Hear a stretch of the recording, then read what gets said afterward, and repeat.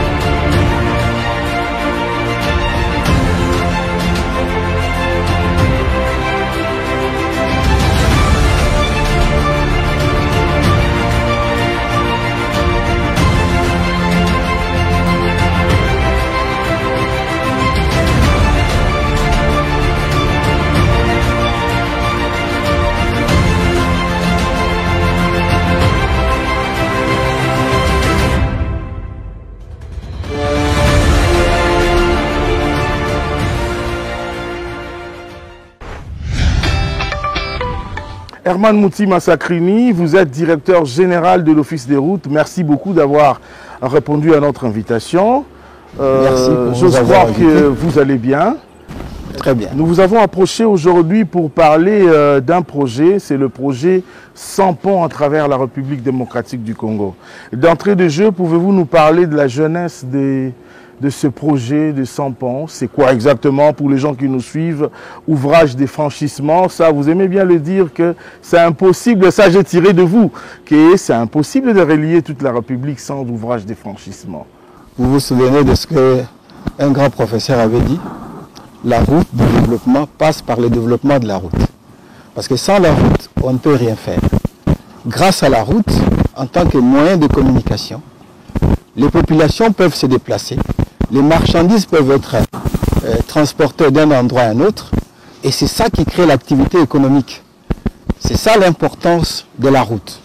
Nous, en tant que gestionnaires de la route, nous avons cette responsabilité d'amener les personnes d'un endroit à un autre. Et nous utilisons ce qu'on appelle communément les routes. Mais en parcourant ces routes, vous arrivez à des endroits où vous ne savez pas comment faire. Ou bien il y a une rivière, il y a un cours d'eau, il y a un fleuve. Qu'est-ce que vous faites? Alors, à ce moment-là, vous utilisez ce que nous appelons des ouvrages de franchissement. Exact. Ça peut être un ouvrage qui est fixe, qu'on appelle pont. Ça peut être un ouvrage qui est mobile, qu'on appelle bac. Alors aujourd'hui, nous allons nous attarder d'abord sur des premiers types d'ouvrages, ça veut dire les ponts. Alors, pour votre information, j'aime bien le dire, nous sommes responsables du réseau routier d'intérêt général de la RDC. Ça comporte 58 129 km. 58 129 km. Voilà. Pour l'ensemble de la RDC. Ça, c'est le réseau à notre charge. À charge de l'office de route. Voilà. Mais il y a d'autres éléments du réseau routier national qui sont gérés par l'OVD, la voirie, et 7400 km environ, et 86 000 pour les routes de dessert agricole, c'est l'OVDA.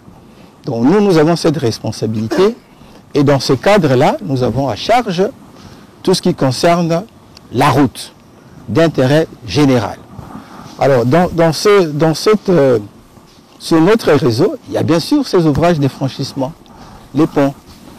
Et je voudrais dire que nous avons environ plus de 1800 ponts sur les réseaux prioritaires. Et ces réseaux-là comportent des ponts en béton armé, environ 15%, des ponts en bois, environ 20%, et les 65% restants pour les ponts métalliques. Alors, ce que je peux dire, c'est que la plupart des ponts métalliques ont été construits, ces ponts-là ont été construits avant l'indépendance, donc vers les années 50 principalement. Alors, si vous faites avec une durée de vie moyenne, disons, de 50 ans, vous arrivez à comprendre que de 1950, vous arrivez à 2010, vous voyez déjà où est-ce que vous êtes. Donc, vous avez vraiment urgemment changé. Vous avez dépassé la durée de vie normale, si vous voulez, de ce pont. Alors, lors des inspections routières, nous avons constaté que il y a certains inciviques ne manquent pas. Nous avons remarqué d'abord que les ponts sont devenus de plus en plus vétustes, mais il y avait quand même certains habitants des environs qui venaient enlever certains éléments des ponts. Et ça les fragilisait aussi. Donc on a assisté à des effondrements, des travées des ponts. Alors, ceci nous a interpellés aussi sur la nécessité d'arriver à moderniser ces ponts-là. Donc, tout est parti de là. En tenant compte, bien sûr, de tous ces abus de population pour éviter que ces nouveaux ponts, qu'on ne vole pas des éléments comme on le faisait hier. Bon, je voulais d'abord situer. Donc, nous sommes à cette période-là. Qu'est-ce qu'on remarque? On remarque que les ponts qui étaient construits à l'époque coloniale, la charge autorisée, ça variait de 25 à 32 tonnes. Bon, avec l'enrichissement, je peux dire ça comme ça. La croissance de la population. Non, la croissance, l'enrichissement. Oui. Donc, au lieu d'avoir des petits véhicules, comme tout le monde aime bien le dire, il y a maintenant des véhicules de grand tonnage. Et associé à tout ce que je venais de dire ici, nos ponts étaient en difficulté. Exact. Alors, dans un premier temps, on voulait moderniser 100 ponts. Je vous ai parlé de 1800 tout à l'heure. Donc, 100 ponts, ce n'était qu'un début. Donc, nous avons mis d'abord à étudier comment arriver à moderniser les 100 ponts. Parce que l'objectif, c'était d'arriver à les moderniser et aussi à augmenter la capacité portante de ces ponts-là. Au lieu d'avoir 32 à 25 à 32, qu'on arrive à plus 40, 60, pourquoi pas 80 tonnes par voilà, exemple. plus. Alors, donc, c'est comme ça que nous avons payé à initier ce point-là. Mais bon, il y a eu quelques difficultés. Ça manque pas. Quelques difficultés dues à des ressources. Donc, le programme n'a pas pu être réalisé comme nous on l'aurait souhaité. Il y a quelques éléments de pont que nous avons placés sur des axes un peu prioritaires, mais il restait le reste. C'est ainsi que nous avons continué notre plaidoyer auprès du gouvernement. Oui. Et le gouvernement actuel A donné les moyens. a donné les moyens. Ça, il faut quand même saluer ça. Ok. Alors, c'est avec ça que nous avons pu maintenant mettre en place ce programme. Des 100 ponts. 100 ponts.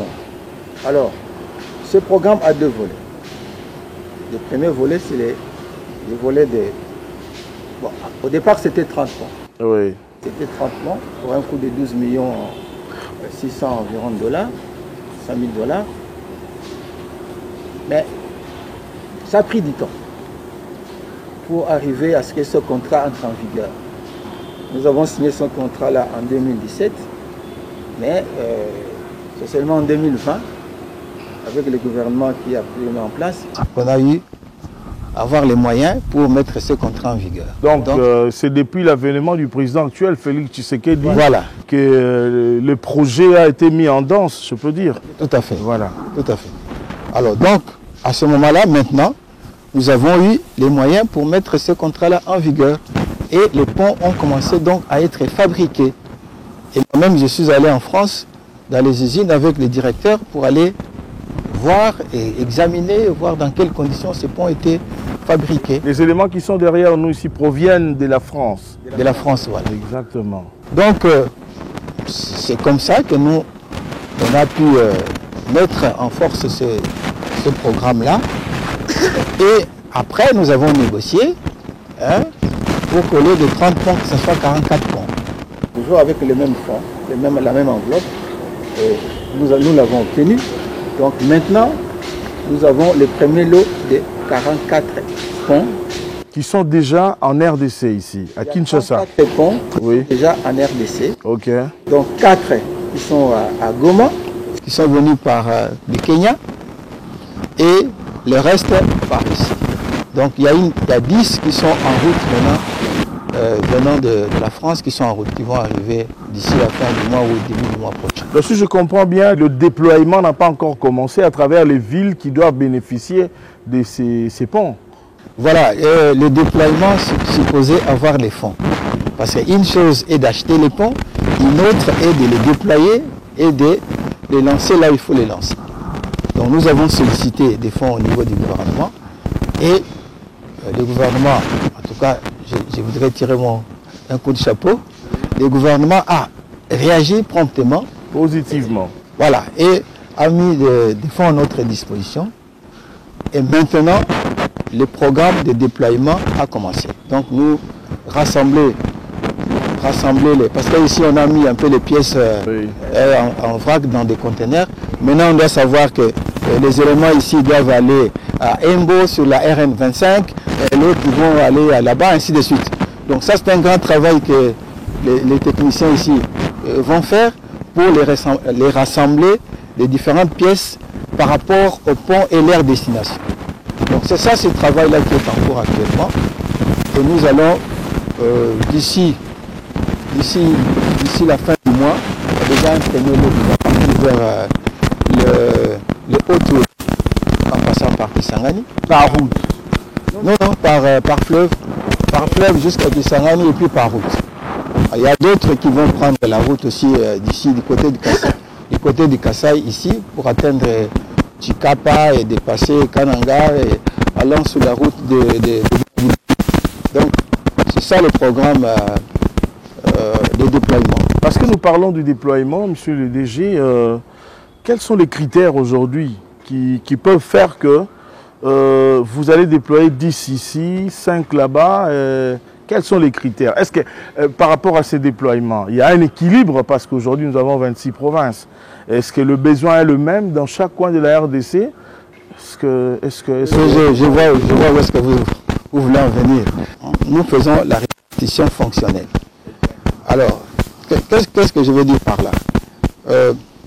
Lorsque nous faisons des inspections, donc on remarque que l'état d'un pont est devenu préoccupant et que ça peut s'écrouler à tout moment. Donc nous avons identifié maintenant tous ces ponts. Donc le premier critère c'est l'état du pont, l'état de dégradation et le risque que cela peut entraîner en cas d'écroulement. Ça c'est le premier élément. Deuxième élément, où se trouvent ces ponts-là, sur quel axe routier? Donc voir les routes à grand trafic d'abord. Ouais, par exemple, si je suis sur voilà, l'importance de la route. Donc si je suis sur la RN1, si je perds un pont là-bas, c'est dramatique. Par rapport peut-être à une RP, bon, le drame c'est un drame, mais bon, les échelles ne sont pas les mêmes. Donc à ce moment-là, nous regardons cet aspect-là, sur les grands axes à grand trafic, quelle est la situation et nous attaquons. Ensuite, c'est le problème de les besoins de désenclavement. Oui. Des coins profonds, voilà. Congo profond. Voilà, je prends par exemple, si vous quittez ici, vous voulez aller vers le centre du pays. Vous prenez la rivière Sankou, vous arrivez à Benadibel. Mais comment atteindre Kananga? Actuellement, il y a des ponts qui nous posent problème sur cette distance-là. 260 km environ. Alors, maintenant, qu'est-ce qu'on fait? On fait un grand détour pour arriver, plus de 300 km pour arriver. C'est ce qui est à la base aussi de la montée, de la flambée des prix des denrées alimentaires dans le Congo profond, dans certains coins. Voilà, on a regardé ces cas-là, non. Il faut qu'on puisse régler ce problème ici. Voilà, en réglant ça, on arrive maintenant à créer la connectivité entre deux zones, deux contrées, et ça permet maintenant de résoudre un problème économique et social qui se pose. Donc c'est dans ce sens-là, mais dans les premiers volets de 44 ponts, nous avons 20 provinces, si vous voulez parler de la politique, Oui, bon, c'est pas seulement de la politique, monsieur le DG, parce que les téléspectateurs qui nous suivent risqueront de me condamner pour dire, voilà, vous n'avez pas posé cette question au DG. C'est vrai, vous venez d'expliquer qu'il y a par rapport à l'importance de telle ou telle autre route, et c'est bien. Si vous pouvez aussi citer les provinces, c'est pas un péché. Hein. Je ne peux pas citer pour ne pas... Bon. Je vous dis, dans le premier volet ici, des 44 points, il y a 20 provinces. Oui. 20 provinces. Et vous n'allez pas citer? Non, 20 provinces. Pourquoi je ne cite pas? Parce que je risque d'être mal compris. Parce qu'en dehors de ces programmes ici, je vous ai dit que nous avons commencé à réfléchir sur les ponts depuis 2014. Donc il y a d'autres programmes que nous avons avec d'autres partenaires, hein, comme la Banque mondiale, ainsi de suite, dans d'autres provinces. Et ces provinces-là, du fait que nous avons travaillé là il y a 1 an, 2 ans, on ne pouvait pas les mettre dans ce programme ici. Oui. Donc si je cite ça comme ça, on va dire oui, moi on m'a oublié, alors que je n'ai pas dit que là-bas on a travaillé il y a 2 ans. C'est aussi ça la politique, monsieur le DG. Voilà. Donc, mais dites-nous un peu, par rapport, nous voyons à travers, dans le Congo profond, il y a des endroits où il y a un autre pont, mais à côté on construit un autre. Est-ce que vous allez automatiquement changer ou construire à côté des vieilles infrastructures qui existaient déjà pour les enlever après peut-être? Non, pendant qu'on construit un nouveau pont, on peut construire un pont provisoire selon la cartographie du milieu. On peut construire un pont provisoire et pendant les travaux, on utilise ce pont provisoire. Oui. Et après, on peut l'enlever, on va chercher un autre endroit où on peut le mettre. Donc on peut travailler comme ça, suivant les spécificités de chaque site. Voilà. C'est un projet très important pour relier les routes dans le Congo profond. J'aimerais que vous puissiez lancer un message aux téléspectateurs, pas de Kinshasa, c'est vrai, dans le Congo profond, dans les 25 provinces qui vous suivent, qui attendent impatiemment la matérialisation de ces projets. Qu'est-ce qu'ils peuvent attendre? La durée des travaux que vous allez prendre, est-ce qu'ils peuvent savoir? Ça tourne autour de combien de temps à peu près? Par rapport à la durée, comme je vous ai dit, il y a 34 qui sont déjà en RDC. Les ponts qui sont du côté de Goma vont être installés au niveau du sud Kivu, ainsi de suite, là-bas. Alors, ceux qui sont ici vont aller dans la partie ouest et le centre et un peu vers le nord. Alors, nous avons pris des dispositions de telle manière que d'ici la fin de l'année... La fin de l'année 2022. Bon, disons que pour donner globalement le problème, nous avons calculé de telle manière que les 104 ponts, là, finalement c'est 104, puissent être installés avant la fin de l'année 2023. Donc d'ici 2023, la fin de 2023, ces 104 ponts seront installés. Mais l'année 2023, permettez-moi de vous interrompre un peu, monsieur le DG. L'année 2023, c'est l'année électorale. Pourquoi? Vous ne pouvez pas réduire votre calendrier de travail? Je n'ai pas dit que nous allons les terminer l'année 2023. Nous allons, cette année, d'ici la fin de l'année, avec le déploiement qui est en cours, dans nos prévisions, nous voulons installer même plus d'une vingtaine cette année ici. D'ici décembre 2022. Voilà, nous sommes au mois d'août. Aujourd'hui, c'est le 24, si je ne me trompe, qu'on enregistre cette émission. Donc, il nous reste septembre, octobre, novembre, décembre. Donc, 5 mois. En 5 mois, déjà, vous pouvez faire le 20%. Non, 50%. 50% déjà. 50% de ce que vous devrez faire. 44. De 44. Voilà. C'est ça que je veux dire. Alors, maintenant, pour atteindre les 100, l'année prochaine, c'est vrai. Nous allons, compte tenu des délais, nous allons travailler en synergie avec le secteur privé. Donc le secteur privé va aussi être associé avec les équipes de l'Office des routes. Et à ce moment-là, nous allons travailler de telle manière que, et ce que nous faisons nous-mêmes et ce que nous faisons avec les entreprises privées, qu'on puisse tenir les délais de fin d'année prochaine, qu'on ne parle plus de ce programme. Alors dans cette logique, cela va vous permettre de réduire les timings. Comme ça, vous allez multiplier la main-d'œuvre, si je comprends bien. Oui, puisque vous avez parlé de l'impact sur les populations locales, au-delà du fait qu'elles vont avoir accès à des ouvrages qui vont permettre de régler les problèmes de circulation, il y aura aussi de l'emploi qui va être créé, puisque pendant les travaux, nous allons recruter la main-d'œuvre locale. de journaliers qui sont parfois payés 8 000 francs, 10 000 francs. Non, non, non, on les paiera plus que ça. Vous les... Ah, ok. Boyoki, déjà, oui, on va vous payer plus que ça. Parlons de pont, monsieur le DG. Est-ce que nous pouvons savoir la longueur, la largeur de chaque pont en termes de détails pour que les gens qui vont bénéficier de ces ouvrages sachent que ça sera un pont d'autant de mètres? Oui, on a parlé de la largeur de 4,5 mètres à peu près. Et pour la longueur, ça dépend des sites. Tous les sites ne sont pas les mêmes. Nous allons avoir des sites de 100 mètres, des sites de 40, des sites de 30, ainsi de suite, selon les spécificités de chaque site. Parce que réaliser tout cela, il faudrait que vous ayez de moyens. Mais est-ce que vous ne parlez pas, monsieur le DG, pour que demain on entende non, le gouvernement? Est-ce que vous avez le moyen de faire et de réaliser tout ce que vous nous dites maintenant? Si nous revenons, par exemple, au mois de décembre ici, on va trouver ces conteneurs vides. Derrière nous, ces conteneurs ici. Si vous venez au mois de décembre, vous ne verrez plus ces conteneurs. Ces conteneurs seront vides, si vous voulez, ou bien seront envoyés là où ils doivent être envoyés avec les équipements qui seront regroupés selon les destinations. Oui, parce que c'est 100, ici il y en a 44, vous avez dit, et le reste, ça arrive à Kinshasa quand? Est-ce que c'est déjà commandé, c'est déjà fabriqué ou... Les 60? Oui, les restes qui sont en France. Parce que vous avez dit que vous les avez... Sur les 44, il y a 34 qui sont déjà ici au Congo. Il y a 10 qui sont en cours d'acheminement, qui vont venir. Mais en dehors de ça, il y a le deuxième programme, le deuxième lot dans ce programme. En dehors de ces 100?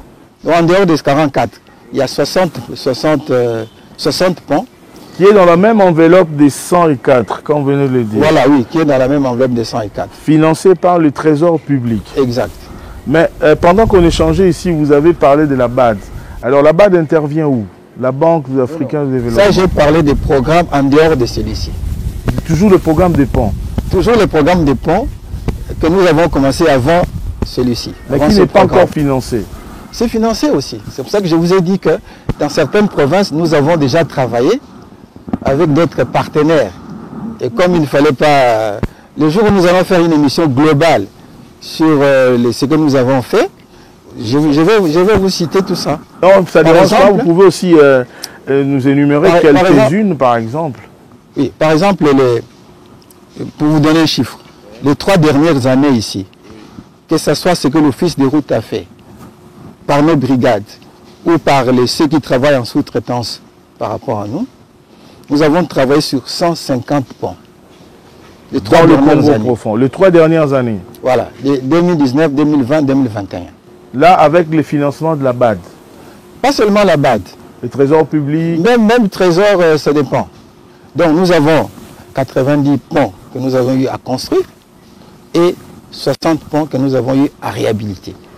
En fait, moi, mon souci, monsieur le DG, c'est de démontrer à la population qui nous suit en ce moment, de savoir quelle est la part que le gouvernement a prise en charge, quelle est la part que la BAD a prise en charge. Et quand la BAD, une question me vient en esprit, quand la BAD prend ce genre d'initiative, par exemple, que je veux financer un projet de 50 ponts, 10 ponts en RDC, qu'est-ce que cette BAD reçoit en retour? Ce sont des dons ou ce sont des dettes? Ça se passe comment?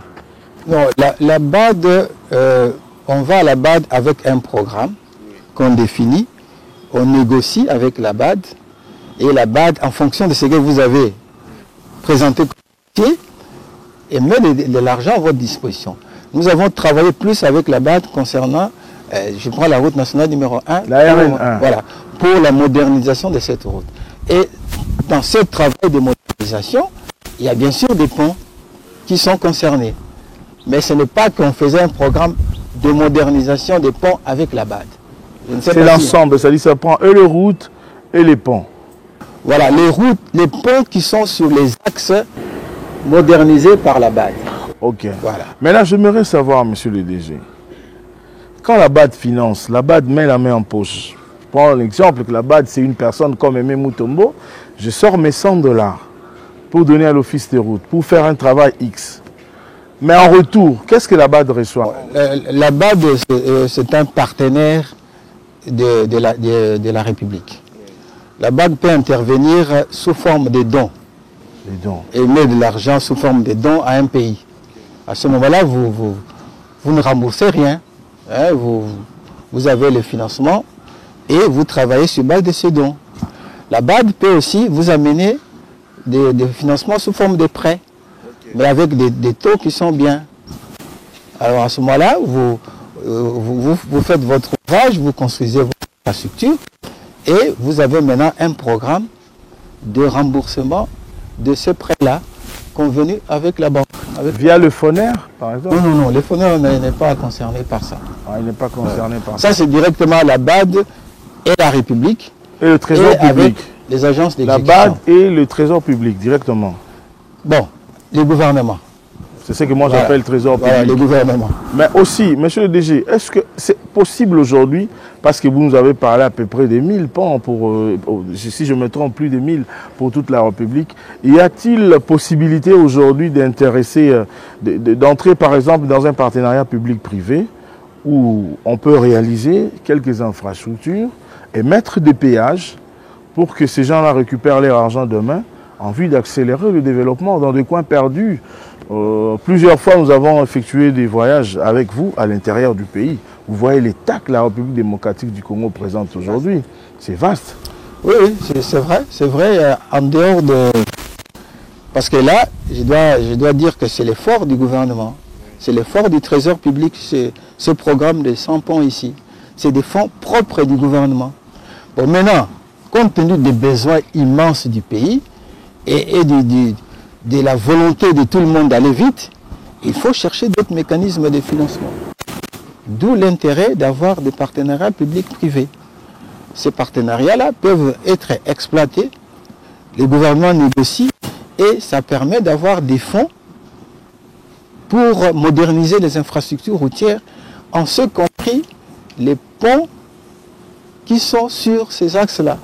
Vous savez, monsieur le DG, que nous avons un petit budget avec... un petit budget, quand je dis petit budget, c'est par rapport aux besoins de la République. Tout est urgent aujourd'hui, il y a la guerre à l'Est. Alors, comment faire pour approcher ces partenaires en vue d'accélérer le développement? Bon, généralement, les partenariats, il y a plusieurs mécanismes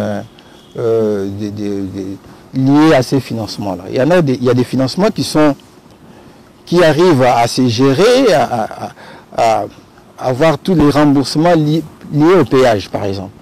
À ce moment-là, la République n'est pas concernée dans les remboursements.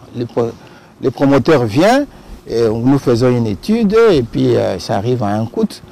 On signe un contrat, le gouvernement lui dit, bon, pendant 20 ans, vous avez la concession sur telle route. Entre-temps, nous, on reste avec les infrastructures. Voilà, et construit l'infrastructure, et avec les péages, commence à récupérer pendant les délais convenus avec le gouvernement.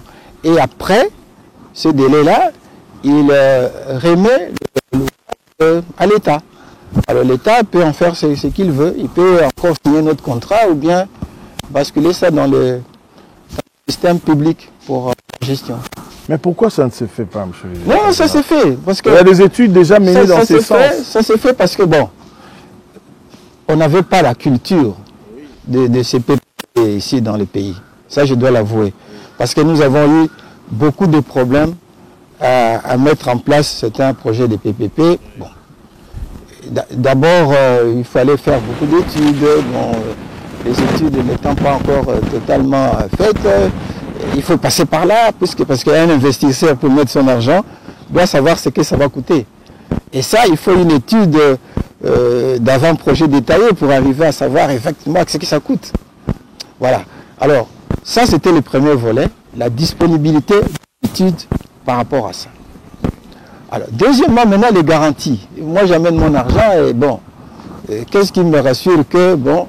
C'est là où le problème se pose, peut-être. C'est là où il y a souvent des problèmes. Comment un privé peut venir investir dans un secteur et récupérer son argent? À ce moment-là, il faut négocier les garanties. Quelle forme de garantie? Il y a plusieurs mécanismes de garantie. Les garanties par des ressources minières, garanties, il y a toutes sortes. Il faut négocier chaque cas par cas. Et à ce moment-là, vous arrivez à un accord. Avec cet accord-là, le privé il se lance. Comme je disais l'autre jour, il y a un contrat de partenariat qui vient d'être approuvé par la DGCMP pour moderniser la route entre Luna, bon, puisque du côté de Kassing jusqu'à Luna c'est fait. De combien de kilomètres? C'est environ 700 km. 700 km. Voilà, donc jusqu'à Kisangani. Et alors, une route importante. Oui, la RN4. Bon, alors ça, c'est avec les privés. Alors tous les ponts qui sont sur cet axe-là, bon, ils vont être aussi concernés par ces PPP. Mais là, le projet actuel que nous avons parlé aujourd'hui, ce n'est pas concerné sur cet axe? Non, sur cet axe-là, nous avons travaillé toujours avec la société française ici, il y a quelques années, pour moderniser les ponts sur cet axe-là. Donc on a commencé d'ailleurs, quand j'ai parlé du programme, on avait démarré par cet axe-là. Les noms de la société française qui fabrique ces ponts, c'est Matière. Société Matière. Voilà. Et la durée de vie de ces ponts qui sont derrière nous? Voilà. Avant, la durée de vie était de 50 ans. Ouais. C'est là, c'est 70 ans. 70 ans. Voilà, la technologie ayant évolué, maintenant, on arrive à améliorer sur cet aspect-là, et au niveau de la capacité portante, et au niveau de la durée de vie. Donc c'est ça l'intérêt de ces programmes. Monsieur le directeur général, Herman Moutima Sakrini, est-ce que vous avez autre chose à ajouter en dehors peut-être des questions que nous avons posées? Non, je voudrais dire que l'Office de route, c'est une maison d'experts. Le gouvernement doit s'appuyer, puisque nous sommes ingénieurs conseil du gouvernement en matière de route d'intérêt général, le gouvernement doit s'appuyer sur nous pour bâtir des vrais programmes de développement de ces pays. Il est grand temps qu'on cesse de faire des petits investissements sur les routes. Il faut que nous allons vers la modernisation. Nous avons un pays qui n'a que 3700 km de routes asfaltées, 6,5% de notre réseau. C'est une honte pour ces pays. Donc on ne peut pas continuer comme ça. Il faut aller vers la modernisation. Donc il faut changer des méthodes, changer des options, changer des mécanismes et des financements pour arriver à ce que d'ici quelques années, nous disons d'ici 10 ans, si on met les moyens, et les moyens au niveau de l'esprit, les moyens matériels et les moyens humains, on peut arriver à faire ça. Parce que vous êtes gestionnaire des routes d'intérêt national, M. Herman Moutima, est-ce que c'est possible aujourd'hui de relier toute la République démocratique du Congo par voie routière? Mais cela nous prendra combien de temps à peu près, si on a tous les moyens? Ça dépend de ce que vous voulez mettre comme ressources. Nous avons identifié un réseau que nous appelons un réseau d'intégration nationale et régionale. Ça veut dire que la RDC ne sera plus isolée des autres pays. Aujourd'hui, vous quittez un pays X, je ne cite pas le nom, vous arrivez, je n'ai pas compté les PPP. Donc, moi je me dis, en 10 ans, c'est faisable. Donc nous pouvons dire que il faut arrêter ça. Ça doit changer. Alors, nous avons identifié 22 000 km de routes. Ces 22 000, si nous arrivons à les moderniser, les gens qui quittent les pays étrangers, qui viennent sur nous, ils vont trouver que nous sommes développés. Et nous-mêmes à l'intérieur, puisqu'on l'a calculé pour que chacun, toutes les provinces puissent être reliées à Kinshasa par voie routière moderne, et que toutes les provinces entre elles aussi puissent être connectées. C'est comme ça que ça a été conçu, ce réseau de 22 000 km. Donc nous pouvons dire, monsieur le DG, que les gouvernements précédents n'ont pas donné cette volonté. Je vais en arriver. Donc, les 22 000 là, je vous ai dit l'autre jour que nous avons de quoi asphalter. Hein? Jusqu'à 1350 km de route par an, avec le matériel que l'Office des routes a à disposition, acheté par le gouvernement. Donc ce matériel-là n'attend que d'être utilisé, n'attend que d'être installé et utilisé. Donc si le gouvernement débloque 6 millions pour compléter, maintenir, et puis on aura de quoi asphalter 1350 km de route par an. Bon, en 10 ans, vous voyez, on est à 13 000. En 10 ans. Ça, c'est avec le matériel de l'Office des routes. Je n'ai pas encore compté le matériel des autres entreprises privées qui ont aussi des centrales d'enrôlement. Qui viennent aussi en appui. Voilà. Et je n'ai pas compté les PPP.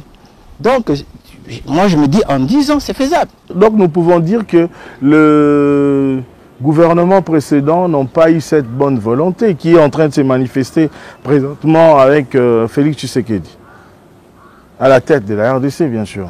Bon, je crois qu'il faut reconnaître que l'approche qu'on a suivie depuis l'indépendance n'était pas bonne.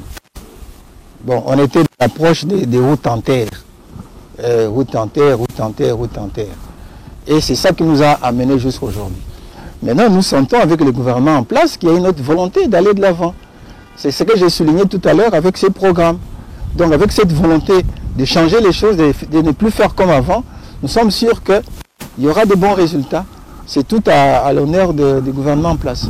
Parce que moi je trouve que ce sont des enveloppes jetées. Parce que quand vous mettez 500 000 $, il suffit juste d'une petite pluie. Une petite pluie. Et quand on passe, c'est comme si on a jeté cette enveloppe dans la rivière Njili, au fleuve Congo, par exemple. Oui. Merci beaucoup, M. Herman Mutima Sakrini. Cette émission est terminée. Votre mot de la fin? Le mot de la fin, c'est que le pays est vaste. Le secteur routier, c'est le secteur le plus important qui peut booster le développement de ce pays. Donc nous souhaitons que le gouvernement, le chef de l'État, sous son impulsion, puisse nous soutenir. Et avec ce soutien, et nous sommes sûrs que ça sera le cas, nous allons transformer ce pays ici en un pays où les routes ne vont plus être comme ce que nous vivons aujourd'hui. Merci beaucoup. De partout où vous nous avez suivis, mesdames et messieurs, nous vous disons infiniment merci de l'attention particulière. Vous nous avez pris en cours. Je tiens à vous rappeler que nous avons parlé aujourd'hui du projet 100 ponts avec Herman Mutima Sakrini qui est le directeur général de l'Office des routes. Le rendez-vous est pris pour le prochain numéro. Vous n'êtes pas encore abonné sur notre chaîne YouTube. Abonnez-vous sur notre chaîne YouTube Aimé Mutombo pour ne rien rater par rapport à l'actualité des infrastructures en RDC. Au revoir et au prochain numéro.